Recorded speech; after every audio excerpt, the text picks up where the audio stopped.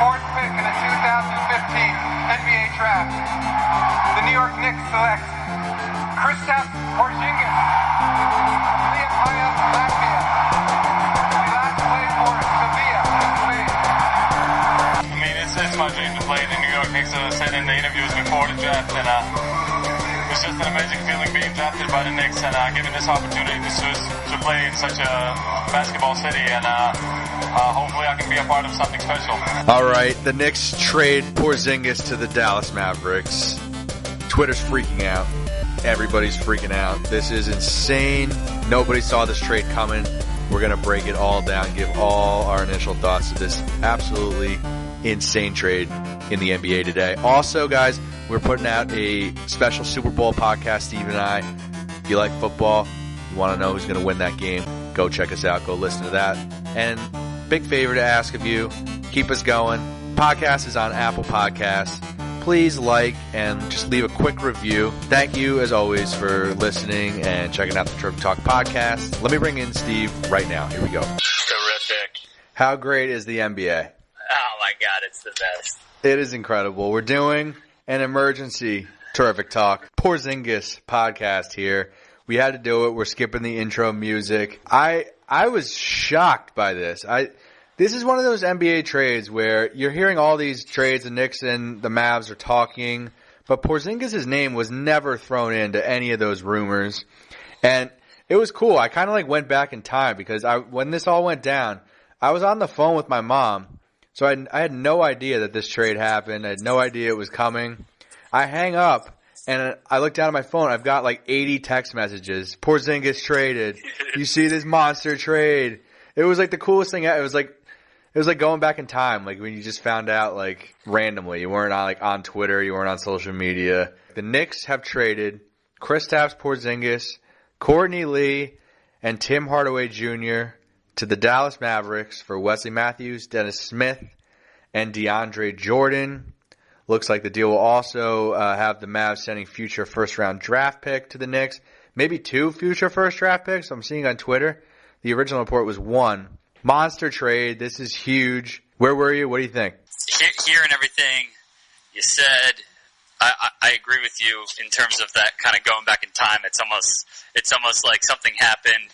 You were in a deep sleep and you missed it for. Even though in this instance it was probably 10 minutes, it felt like it was a year, and all of a sudden you become privy to that info.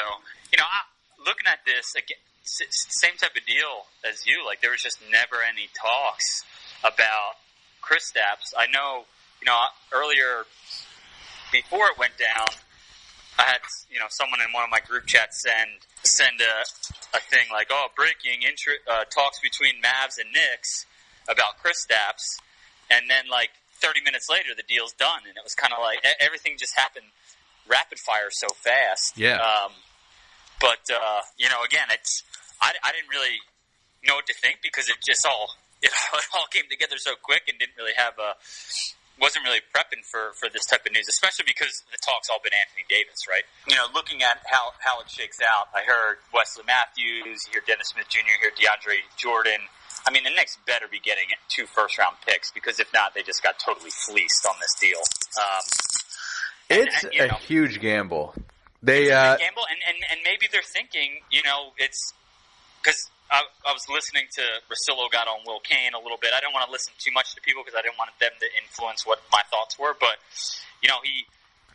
for them it was potentially a free up some cap space type play because they want to make a big move in free agency.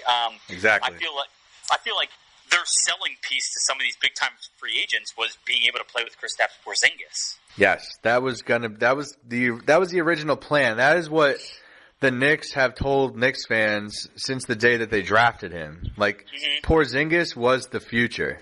Mm-hmm. So I think Knicks fans here in New York, the ones that I have talked to, they are all conflicted. I think they all feel like they just got hit by a bus. Yeah. I mean, you're there on the ground right now. Polar vortex, Kristaps gone. What are Knicks fans doing? Are they staying out of the rivers, or are they staying out of the Hudson? Are they staying out of the East River? Are those rivers frozen solid that they can't even take a swim if they wanted to. That's how bad it is being a Knicks fan. You want to jump in the river and it's frozen. You can't. That's basically the life of a Knicks fan. But no, they're all super conflicted because the Knicks have sold Porzingis as the guy who's going to help lead them back to the promised land. You got rid of Carmelo. You were kind of starting fresh. You're tanking this year. They're trying to get Zion. You have Zion, Kristaps, and then they were going to bring in a free agent. That was kind of what Knicks fans have been sold on the last 2 years. But this trade now opens up cap space for them to bring in 2 max players. Basically, I think either they know something or they're just insane, taking a huge gamble. Or they know Kristaps Porzingis and his health issues. They know something we don't, that these injuries could potentially linger. You know, he's a 7'3" guy who's had knee issues, foot. Those things kind of tend to reoccur. So I think they were nervous. He's also a restricted free agent, so they might have been a little nervous to pay him, given all the injury history. But listen, if they don't get KD this summer now, this trade is not going to look good. They're gunning for KD and Kyrie. And I think at this point in the season, like, there are no guarantees. I know Kyrie and the Celtics, there's been some drama. They're kind of playing hot and cold. But if they get hot and they win a title, like, who's then to say that Kyrie's like, oh, you know what, all is good, I'm going to stay here. Yeah, that situation has already taught us that things can change over the couple months. Like at the beginning of the year, Kyrie told Boston I want to come back, I'm all in, I'm coming back. A couple months later, they have all the drama. Now there's rumors that he could be leaving. Like, nothing is set in stone at all, and that could all change by the end of the season. Nothing's set in stone. And I think that goes to your point that you just made, where there must be something about Kristaps that they're just unsure of. Because that's really the only, I don't want to say known, but that's really the only solid piece that they can fully rely on is, he's had this injury. He could be prone to it again. We just don't trust his health. The Knicks are spinning it that way. Like, yeah, it's crazy. I have not. All the Knicks fans that I've talked to over the years, I keep saying Porzingis is great, but the injury is scary. And every single Knicks fan would deny all that, saying, oh, it's an ACL. It's not the kind of injury that'll linger, blah, blah, blah. And now today, all Knicks fans are like, yeah, he's got all these injury problems. Like, it was definitely a big risk. Like, none of them were saying that 24 hours ago. It's crazy. It is crazy. Another crazy thing. Well, two crazy things. I'm happy that we decided on this to hold off on doing this podcast on a Wednesday night because we got way more juice the next day. But the other crazy thing is the fact that we're about 4 days out from the Super Bowl, and the first thing we lead with is the NBA. Like, how incredible is this for the NBA right now that they have this blockbuster trade. They have all this hype around Anthony Davis that a lot of these news outlets are leading with the NBA and not the Super Bowl on the week of the Super Bowl. It's a great call. Whoever would have thought that would happen? Oh my! The NFL just must be livid right now. And part of me wonders, like, yes, of course they slapped AD with this $50,000 fine, which is just an absolute joke, by the way. Like, the guy makes over $20 million a year. $50,000 to him is like, oh yeah, okay, here's $10. We can get into that. I mean, the tampering is it's a flat out joke.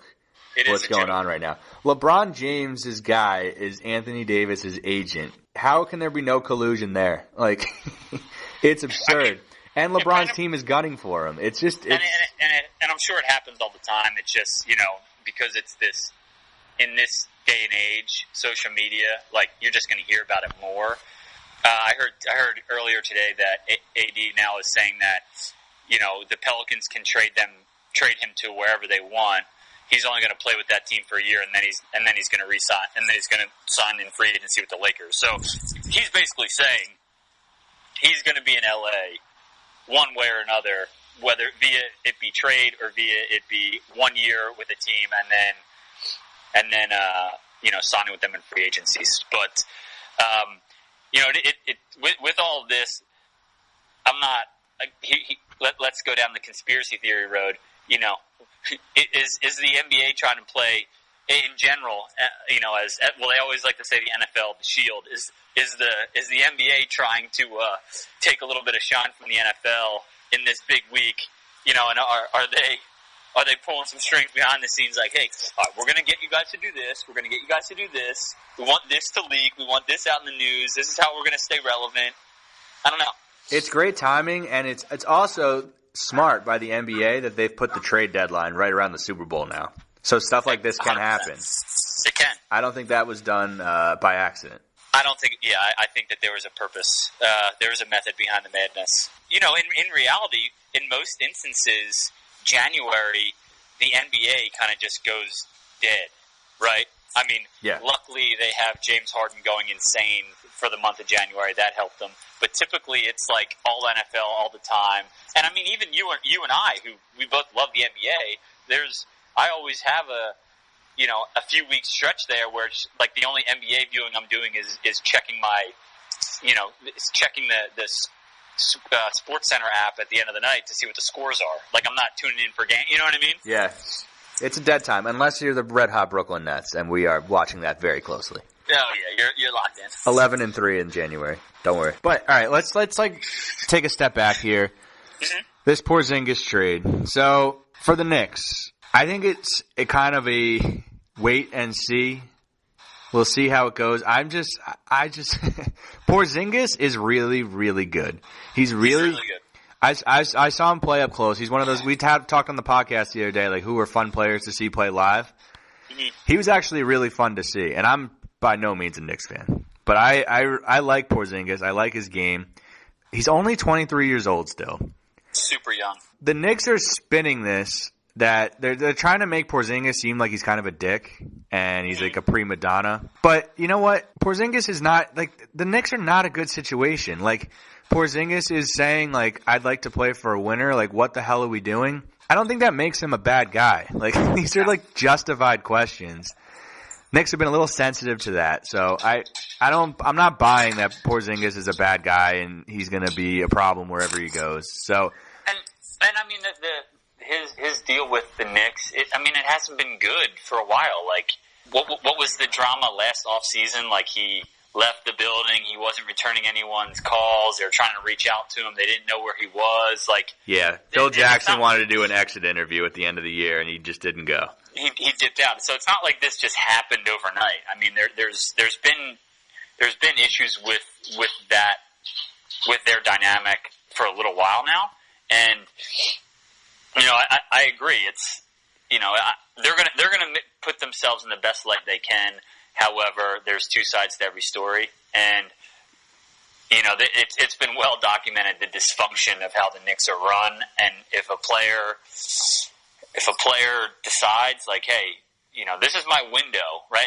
And a guy that just suffered a big time ACL injury, like, this is my window to make money and to be where I want to be. I want to take ownership of my career. That's, in my opinion, that's not a bad thing. Yeah, if they can get somehow Durant. At least Durant. I mean, Durant alone, but Kyrie, if you can get him, you got the number one pick potentially in Zion. Mm-hmm. Mm-hmm. You've got Kevin Knox. Now you've got Dennis Smith Jr. Dennis Smith. That would be pretty incredible, and I think automatically, yes, this is a great trade for the Knicks. But that's a lot of ifs. A lot of ifs, dude. I was just going to say. It's a lot of ifs. There. It's a lot of ifs. It's a huge gamble. They could strike out, and then what I see happening, the Knicks have a very long history of getting cap space and just spending it terribly. Terribly. Remember Amari? Remember when they missed out on God. LeBron? Terrible, dude. Yep. Remember Phil Jackson comes in? Oh, let's give Joakim Noah a ton of money? Are they still paying Noah? They are correct. They're still paying him to now go play in Memphis. It's incredible.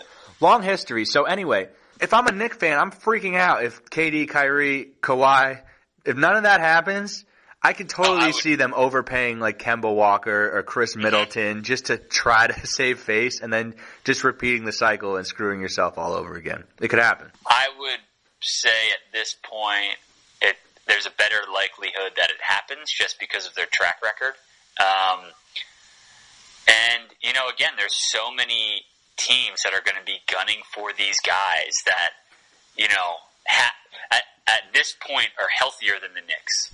And they're going to try to say, oh, well, we've been waiting for the opportunity for you. We've been waiting for the opportunity for you. But, why would a player, let's say we touched on this a few weeks ago. My thought is KD stays in the West, stays with the Warriors.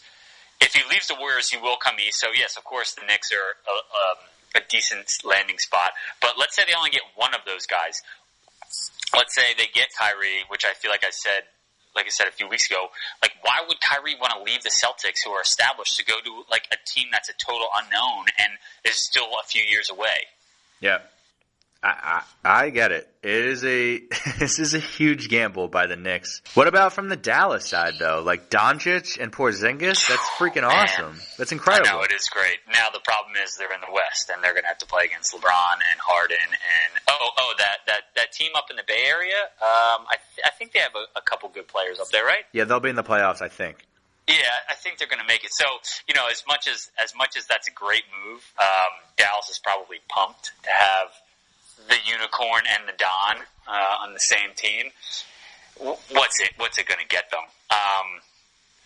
Now the Warriors could break up, and obviously there's chatter of KD to the Knicks. There's chatter of Clay going anywhere, but it's for the Mavs. I guess this is a play that potentially is a 3 to 5 year down the road type move. I don't see them with this now being a contender to make the Western Conference Final. Not this year, no. And Porzingis, we don't even know if he's going to play this year either. Yeah, that's right. He may sit out, but even next year, right? If things go unchanged, which they're not going to, the Lakers are going to get someone. But let's just say the Warriors stay as is. Let's say the Rockets stay as is. Let's say the Thunder stay as is. I don't even know if Dallas is and the Blazers stay. Is Dallas a top 5 seed in the West with this move?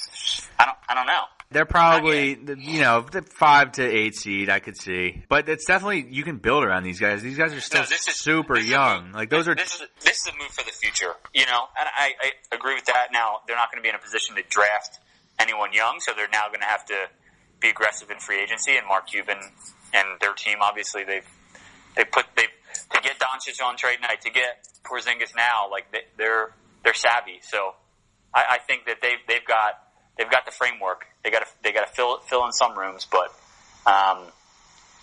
they have 3 Dirk Nowitzkis now on that team. It's crazy, dude. I was going to say, do you think Dirk's just going to play forever now? Yeah.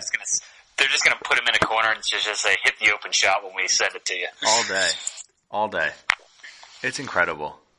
So what do they have now? What they have the German. What's Kristaps, Lithuanian? He's Latvian. So the Nets now have the best Latvian player in New York. Love it. Karooks. Oh, your boy, Karooks. And then what's Luka? That's a good question. What the hell is Luka? Let's look it up. I'll give you a guess. What do you think he is? I think he's Serbian. No, he definitely has to be. Doncic? No. Yeah, Croatian? Slovenian. Slovenia. Ugh. Damn. So they've got Slovenia, Germany, Latvia covered. Amazing. In good old Dallas. Now they just need Drago, and they will win the NBA title. Young Drago. Knock someone out on the court. Young Drago, of course. Drago. Yeah, it definitely made for a fun NBA day, and the beauty is all of this AD talk this trumped it immediately, and I don't think the Anthony Davis news will continue to pour in, but it shook up the NBA world, shook up the sports world, I would say. I was just so shocked. I could not believe that. Porzingis, he's so good. I wonder if I wonder what the offers were for Porzingis. I know. I wonder who was in.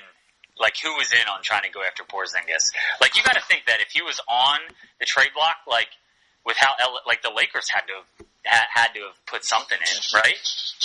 I mean, with all the talk of the fact that LeBron doesn't like what he's got there, and he needs a change. He wants change. You got to think that if he was available on the block, that they would put their hat in the ring. Woj reported that the Brooklyn Nets were interested. Uh-huh. You're welcome. The Clippers were interested. Makes sense. Miami Heat. That's a weird one. Spurs. Toronto Raptors. Wow, that would have been interesting. What would that have trade have been? Kawhi for Porzingis. Yeah, Kawhi was straight up. But yeah, and apparently the Knicks did reach out to the Pelicans about AD for Porzingis. But with No chance that would happen. well, first of all, not fair at all. But with Porzingis being a restricted free agent, he wasn't going to resign in New Orleans, so it would have been a one and done. So they didn't pull the trigger. Yeah. But you still, like, Porzingis has been painted as a franchise guy. Yep. Cap space for that. Interesting. His nickname is the Unicorn. You know Exactly. what I mean? Like, he's a rare talent. He's a mismatch nightmare. He can handle the ball. He can shoot the three. He can do work. He can do everything that you'd want out of a guy with, that stature.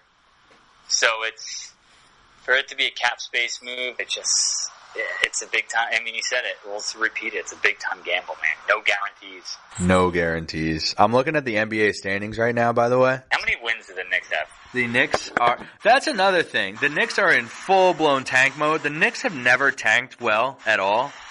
No. They always screw themselves, and they win these like meaningless games, and they end up getting like the 7th or 8th pick every single year, even though they're terrible. They've finally figured out, let's not play anyone good. Let's lose every single game.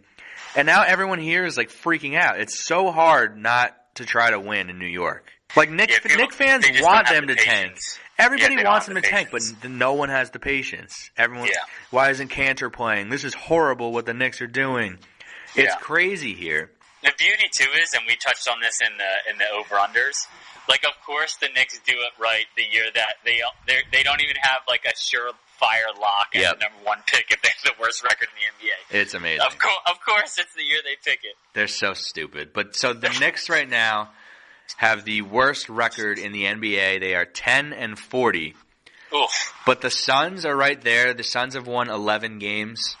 The Cavs have won 11 games. Okay. And the Bulls have won 12 games. So it's really those 4 teams that are in the hunt for the number one pick. Knicks are leading the way right now. They've lost 11 in a row. 11 in a row. And again, at the end of the day, when it all gets down to it, they're going to have an equal opportunity to get the number one pick, as in this instance the Suns would, or the Cavs would. That's just brilliant. If the Cavs get it again, it's just crazy town. Crazy town. The Knicks are interesting because they're obviously in tank mode. They just got DeAndre Jordan. Got to think that they're going to buy him out. He could be a really interesting piece on one of these playoff teams. Yeah. Maybe the Lakers. Maybe the Lakers. I'm trying to think of who. But, how these offenses play, though. Like, what? Again, at the end of the day, what do you have to think about when you're building your team? How do we beat the Warriors? What does DeAndre Jordan do to the Warriors?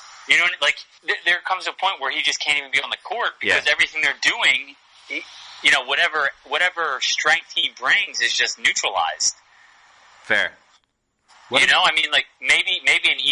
a team in the East gets them because it helps. Like let's say the Sixers. Not that we need a big guy, we've got Embiid, but like you move Embiid to a 4-type player. You have DeAndre playing a traditional center role. I mean, that helps you get to the NBA final, but then it's kind of like, all right, well, now he's got to be off the court half the game because he can't keep up with the Warriors. Yeah. I wonder, I don't know, maybe I would say the Lakers are a good option for him. Yeah. For now.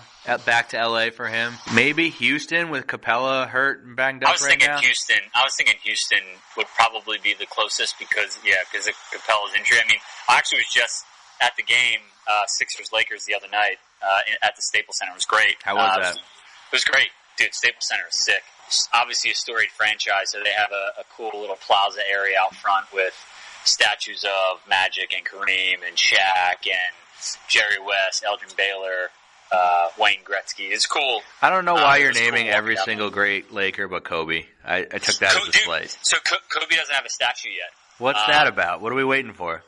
So I looked it up because Aaron was kind of like, wait, where's Kobe's statue? And we're kind of like milling around, and I was like, I don't see one. And apparently they wait until the players are inducted into the Hall of Fame, I want to say, before. Stop. Yeah, so So Shaq just got inducted. Shaq got inducted in with AI, right? And I think he got a statue last year. So I think what they said, or at least what the article said, was that they'll look to probably add a statue of Kobe by 2021. Now Kobe's numbers are already retired; they're already up in the rafters. But no Kobe yet. He'll be there, I'm sure. But I mean, the arena was great. The game, I mean, the Sixers won by 16. We probably should have won by 30. I'll say the Lakers, they scrapped and played well, considering that they were missing LeBron and Kuzma and Lonzo. But one thing I'll say, I bring this up just because you mentioned the Lakers with DeAndre Jordan. JaVale McGee, man, he played a hell of a game. He's been great. I don't know if they would even need it. Like, he went for like 17 and 13. A lot of it, he was banging with Embiid, giving him some trouble. Now I'm, we Ubered down there and then we Ubered back, and our Uber was saying how, obviously we talking about Anthony Davis, and I was like, all right, well, who do you think that the Lakers would ship out? Like, do you think they'd ship out Lonzo? Do you think they'd ship out Kuzma? Brandon Ingram went off for like 36. I thought he was gonna have 50. Our Uber driver, mine and Aaron's, is like, everybody's on the table. Everybody's on the table for that, man. I don't care. Like, he's right. Kuzma, you're not safe. Lonzo, you're not. Get him out of here. Brandon Ingram, even, he's like, I love him. He's like, he's the one that people are thinking Kuzma is who the Lakers want as their number two. And he's like, Brandon Ingram should be their number two. But I was going to ask you. Everyone's been saying that Brandon Ingram is going to be so special. He's such a great player. He's pretty good, dude. Is he that good? I haven't seen it yet. He's not doing much on defense, I would say, but he is very skilled offensively. Super young, still very skinny. I mean, obviously all those guys are strong, but Aaron kind of took a look at him.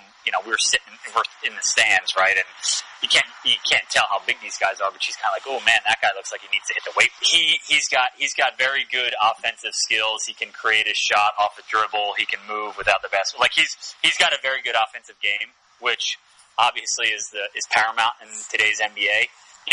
That being said, if Anthony Davis is on and you got to send some people, and one of them would be him. I don't think the Lakers would hesitate.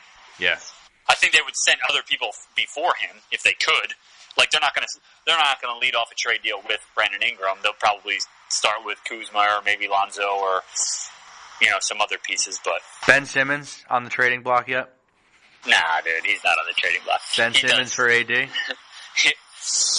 Oh man, nah, man, that's tough. Totally different players. I mean, the thing with Ben, and I was saying this to Aaron, he quietly had a 19 and 8 and 6 night, right? And I mean, we were turning the ball over like crazy. He's sending passes to guys cutting that are missing layups. It was, again, we should have won by 30.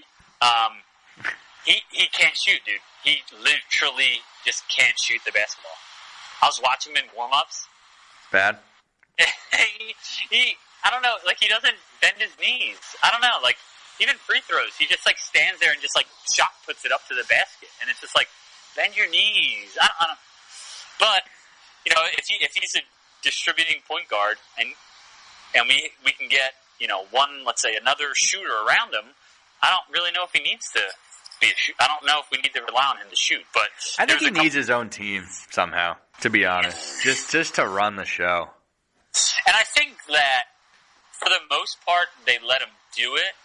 Obviously, Joel does need his touches. That's where the thing with Jimmy, I just kind of wonder how long that's going to last. I think Joel and Ben are fine because Joel knows that Ben is a true point guard. Yeah. But there was one play, and this is the game at this point is not. It's pretty well in hand. But Jimmy got a steal in the open court. He's running down, and one of Caldwell Pope maybe is tracking him, and Ben comes sprinting to follow him up, and Jimmy can see him. And if this is like a D Wade and LeBron, and D Wade gets a steal and he sees LeBron coming, he's just lost in the ball in the air and letting LeBron dunk it, right? Oh yeah. Like Jimmy Butler leans in to try to get the foul and throws up a layup, obviously misses the layup, goes to the free throw line, makes 1 of 2, and I'm kind of like, this is a thing for me watching that play out. He can see Ben coming. He can see that he has a defender on him, and it's not a guaranteed 2 points. Like, just put it off the backboard even, and Ben's going to stuff it home, and he just doesn't do it. So I mean, again, I know Jimmy's great, talented, but I don't know. Boy. I don't know if it'll work out. We'll see. January 31st, Steve turns on Jimmy Butler. Get him out of town. Go sign with the Knicks, Jimmy. It's not a turn on him. It's just more, to your point of having his own team or having whatever. Like, I think you need to have full buy-in on all fronts, and I'm curious as to what Jimmy's buy-in is. That's all. It all goes back to the point where the Knicks think they're getting KD this summer. It's only January. Yep. When Jimmy got traded to the Sixers, we were all like, oh, he's definitely obviously going to resign there. The Sixers wouldn't have made this trade. Just thinking they would get him for 1 year. Yep. Everything changes. Yep. Everything changes. You know, actually, who's the happiest NBA player right now with all this trade drama going down? Because no one's talking about him, and I haven't forgotten him in the slightest. Uh-oh. Can you take a guess? He's not playing. He's not playing right now. He hasn't been playing. Spencer Dinwiddie? No, it's not Spencer. It's a guy who's injured mysteriously and hasn't played. Very near and dear to my heart. Mr. Markelle Fultz. Oh, Markelle! Where's our boy Markelle? Remember when he came out? It came out that he had this thoracic shoulder issue. Yeah, everyone's got that. It's gonna be 4 to 6 weeks. And what did I say to you? If we ran back the tape, it would be me saying, if he plays a game before February 1st, I will be surprised. And what is today's date? You made it, Markelle. It's January 31st, and there's been no update, no sighting. What's going on? I saw he was on the bench the other day. That was good. It's good to see. He was on the bench. He was in LA. He was wearing his Jordan 11s. God. I don't know what's going on with him, dude. But again, like I said, I won't forget. But no one else is talking about him because they're talking about all this trade talk. So he's very happy to fly under the radar. You know what I know you're loving right now which is at least okay for you, is Jason Tatum hasn't been lighting it up this season. That has to help a little bit. Yeah, because last year was bad. Back to earth a little bit. Yeah, last year was really bad. I will say though, a couple podcasts ago when I went to see Nets Celtics and just saw what a mess the Celtics were, they're starting to right the ship a little bit. Are they? Jaylen Brown is in the last 10 games has been so much better. He looks like his old self. Yeah. And Big Al's getting healthy. So. Yeah, that was the two that you called out. You said Al Horford hasn't been himself, and Jaylen Brown hasn't been able to hit a jump shot to save his life. So, yeah, they are the true definition of a true team. Like obviously they have Kyrie, he's a superstar, but they're loaded. They operate as a unit, right? Like when the Lakers get LeBron back, they could win any game because if LeBron goes crazy, they're fine. But the Celtics definitely are the definition of a team that they need all parts functioning at high speeds to do what they want to do. What would be the Celtics' offer, you think, for Anthony Davis? Because the Celtics can't make a move for him until this summer once they get Kyrie locked up. What do you think? What is their offer? Is Tatum in that trade? Well, that's assuming they lock up Kyrie. True. Yeah. I think. If they don't lock up Kyrie, I don't think Anthony Davis goes there in the first place. Yeah, that's a good point. Okay, so their main focus is to lock him up. I think that their trade could be anyone. Tatum, Jaylen Brown, Gordon Hayward. If you have Kyrie and you locked up and you can get Anthony Davis, I don't think anyone's safe, personally. Because you think, especially if Anthony Davis commits to signing long term. Because if you think over the next 5 years, who is going to be better, Anthony Davis or Jason Tatum, Anthony Davis or Gordon Hayward, Anthony Davis, or Jaylen Brown. You know, like, obviously the answer is Anthony Davis. Yeah. So Jason Tate, that would be an interesting. I think I would rather have Jason Tatum than Brandon Ingram. I'll tell you that much. What about you? I think, I see more of Jason Tatum, obviously. So he can score. He can score. I think, obviously now I'm West Coast, but since I was East Coast all last year, I saw more games of his, so I know what he's about a little bit more. I'd be interested to look at their stat comparisons to see how if they are close, if one's marginally better than another, or leaps and bounds better than another. I think Tatum has more of a traditional look, if that makes sense. Like Ingram, definitely how he moves and how he plays, it's a little herky-jerky, whereas Tatum's much smoother. Yeah. I think has a little more finesse to his game, if that makes sense. Totally. So I could see then, like that clean look always is more appealing. But, I'd have to look into that a little bit more. I would say my gut would say Tatum. I would agree with you. But again, it's my recency bias of watching Ingram the other night go off. I was like, oh man, he's pretty good. I'm going to watch him. I'm going to watch him closely. You would want him on the Nets. I'll tell you that right now. We're okay. I'm so excited about these Nets. Come on, Karis. Yeah, I mean, so if you had to say tomorrow AD's going somewhere, where do you think he ends up? Do you think the Mavericks make a play for him? I mean, if they're going crazy now, why not, right? I just don't know what they can offer him. The problem is Porzingis' contract. You can't trade him because he's just going to leave. It's pointless. Yeah. So that's what sucks being a small market team like New Orleans is. Yeah. You're never going to get anything really great back for Anthony Davis because whatever big star you get back, they're probably just going to end up leaving in a couple years. Yeah. That's like the Ben Simmons thing. He's not going to stay in New Orleans, so he'll leave.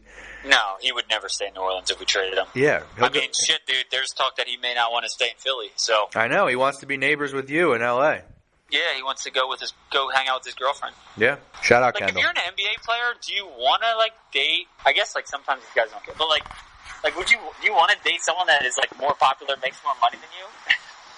What, is there a bad track record for the NBA players who date Kardashians? It's not great. So obviously, the James Harden's been playing pretty well. There you go. We do have to touch on him real quick. How about his January? Talk about the Nets January. Yeah, well, the Nets beat Harden, so that's true, dude. Spencer Dinwiddie took it to him all day. Yeah, no, but he's the MVP. He's been just lights out.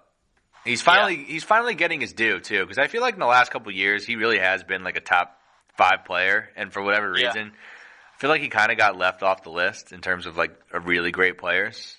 That's gone now. I mean, he's historically Wilt Chamberlain numbers right now. It's incredible. Yeah, he averaged for the month of January, I think I saw 43.6 points per game, which is the closest anyone's gotten to Wilt, who averaged 45.3 points per game back in 63. Pretty rare air.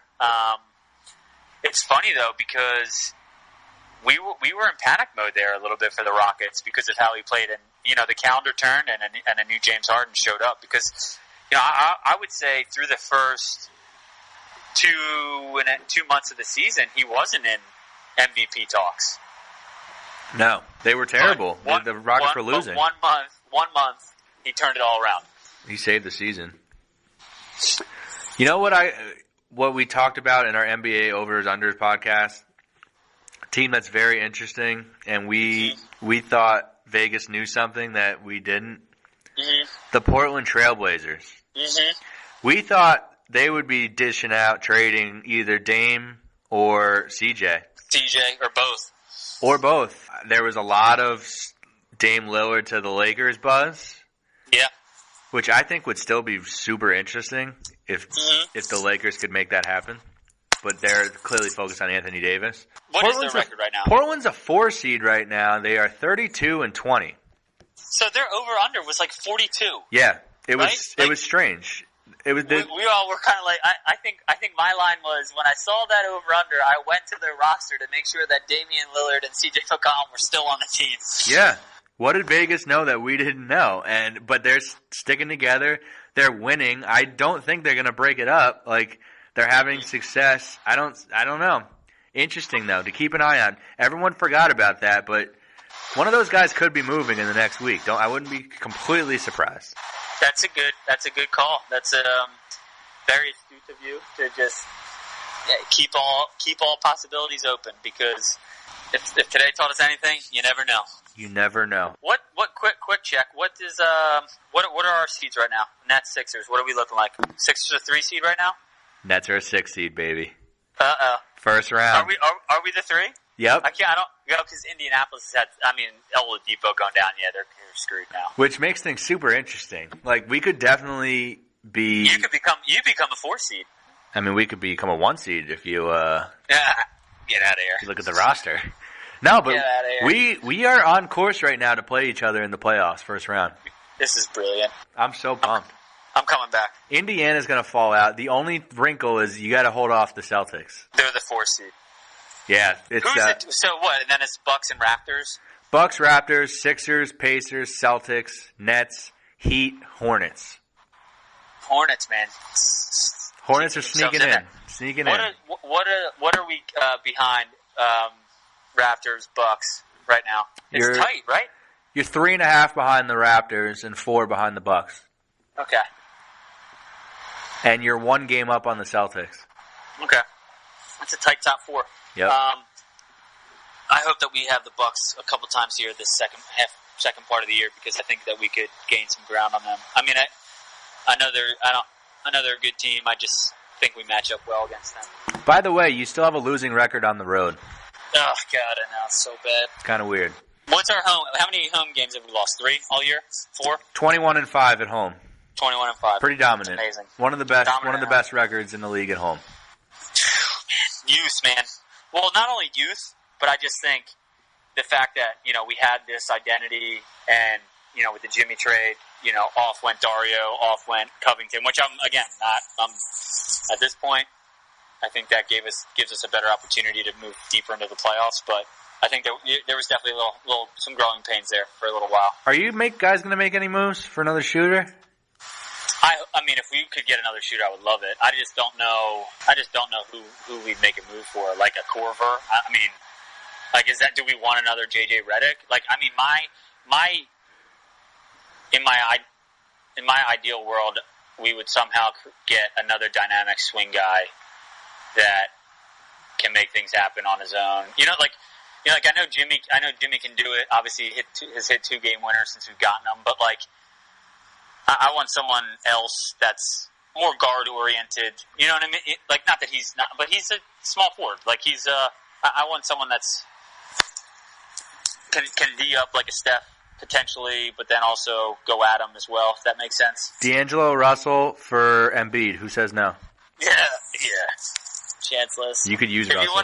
If you want to send us D'Angelo Russell, I think the best thing you're going to be getting is Mike Muscala. That is the dumbest thing you've ever said on this podcast. No, I actually had to say it because the other night we were watching them warm up, and Aaron's like, "Who's that tall, skinny white guy?" I'm like, "That's Mike Muscala." She's like, "What? How long have we had him?" I'm like, "We got him in the offseason. He actually played for Bucknell." She's like, "Wait, we have a guy that went to Bucknell? Ooh, I don't want him at all." Thank you, Aaron. You're right. Mike Muscala is the freaking worst. How's his dad, by the way? Is he still tweeting wild things? Yeah, I think he's keeping it under wraps. Thankfully. Shout out Mike Muscala's dad. Now granted, we're playing the Lakers, who are down, like I said, 3 starters. He's still at 17 points. Ugh, I hate Mike Muscala. Oh yeah, no, I'm not one that to root for him. It's funny though, when Embiid goes off the court, it's just crazy how quickly the Sixers flow changes, in an instant. Oh my God. Go get DeAndre Jordan then for the bench, off the bench. For the bench. I don't know if we make moves, man. I think we keep it intact for now. Unless something crazy happens. Yep. All right. That's enough NBA talk. I think we did it. We covered the Porzingis trade. We covered AD. We covered everything else in the NBA. The Knicks, it's a wait-and-see approach, a huge gamble. Dallas, I like the move right now. I think it's going to be a lot of fun watching Doncic and Porzingis play together. Hopefully Porzingis stays healthy. And if the Knicks strike out on the big free agents this summer, I think this trade is going to just be another piece in a disastrous Knicks history. So we'll see. Good luck to the Knicks fans. Do you think if that happens, like somehow James Dolan has to relinquish ownership, which I'm sure every Knicks fan wants to happen? That might be the final straw. It might be. It's just They'll just tell him, go play in your band. Leave us alone. Exactly. That's the problem. And a lot of people don't want to go play for the Knicks because of the whole Dolan situation. It's just really a bad track record. But we'll see what happens with that. We've got a Super Bowl podcast coming for you today as well. So if you want to go hear Super Bowl, go check that out. Please go subscribe, like, and leave a little review for us on Apple Podcasts. We need those. That's key to keep us going. So, we'd love to hear from the people. Thank you. Yes, leave a review. We'll see you later. Go check out our Super Bowl pod. Kobe. TTP.